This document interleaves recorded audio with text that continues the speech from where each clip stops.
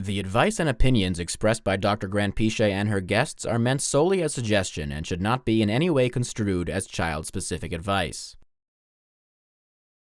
Dr. Doreen 𝗟𝗓𝗧'𝗦 is Dr. Doreen is an expert in autism. Doreen 𝗟𝗓𝗧. Dr. 𝗟𝗓𝗧. Dr. Doreen 𝗟𝗓𝗧. Dr. Doreen 𝗟𝗓𝗧 is a visionary in the field of autism. Now you can ask her questions on Ask Dr. Doreen.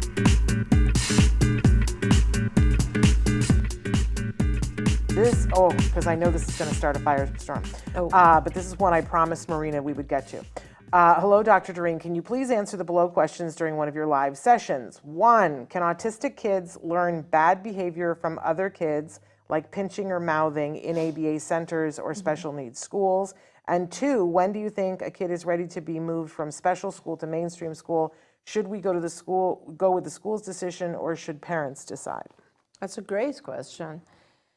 But it's incendiary. Whenever somebody says, is it possible that a child can learn a maladaptive behavior from another child in a special needs class, it's a firestorm, and people say it's so unfair to ask that question. It gets very emotional and emotionally charged. Yes, very true.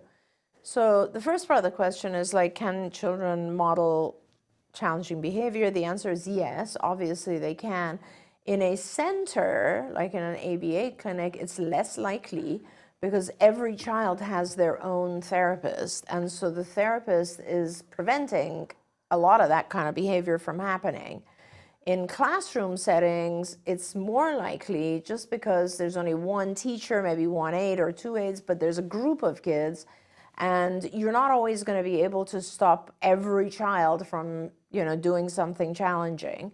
And so your child will have more of an opportunity to see those types of behaviors. And what happens, the reason our kids model that kind of behavior is really important. It's like in an ABA clinic, if a child has a tantrum, they're not going to get the same level of attention. Whereas in a school, they will. In a classroom, they will, simply because there's all these other kids and the teacher's trying to prevent it from becoming disruptive to the other kids and so on. And so the child might be taken out. And your child is going to be smart enough and is going to see, oh, this child tantrums, he has to go for a walk. I want to go for a walk. I guess I got a tantrum. So that's kind of how it happens. So yes, it's possible. And it's, I guess, look at it this way as a parent. I mean, it's not, if they do start modeling other kids' bad behavior, that's a good sign. That means your child's learning from their environment. So that's a good thing, but not something that you want to keep. Right. But it shows your child is modeling behavior from their environment. Now, the second part of it, which has to do with what should we do from special ed to regular ed, there's a lot of steps that are involved in this. In the old days, there at the top of an IEP document, there was always this kind of chart, which I kind of liked because it was the least restrictive to most restrictive chart. And it had multiple layers. And it, most restrictive would be in a full special education class and with an aide of their own. And the least restrictive would be just mainstreamed in regular ed. In between, there's a lot of phases.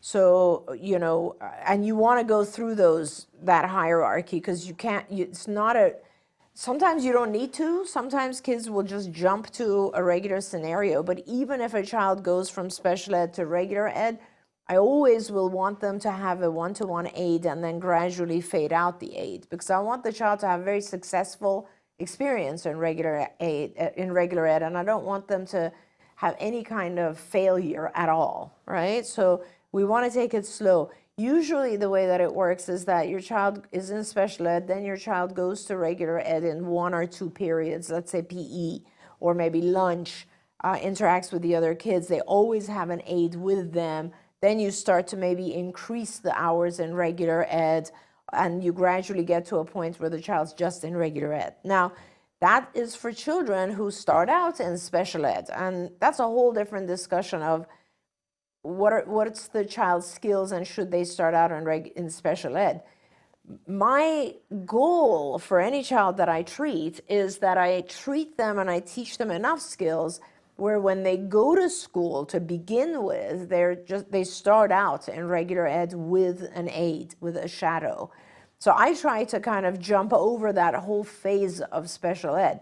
But there are children who benefit from that because they need the smaller classroom. They need the one-to-one attention also with the teacher. They need lots and lots of accommodations. So it's really a matter of what your child needs and then gradually taking away the support so that they can acclimate to a classroom. Remember, at regular ed, you're going to have like 20, 30 kids in the classroom, one teacher, one aide. So your child needs to get to a point where they can actually do everything that's required of them in that setting. And until that happens, you need to do what you can to hold their hands through it. Wonderful, wonderful response. Don't forget, you can watch Ask Dr. Doreen live every Tuesday morning at 10 a.m. Pacific time. We hope to see you there.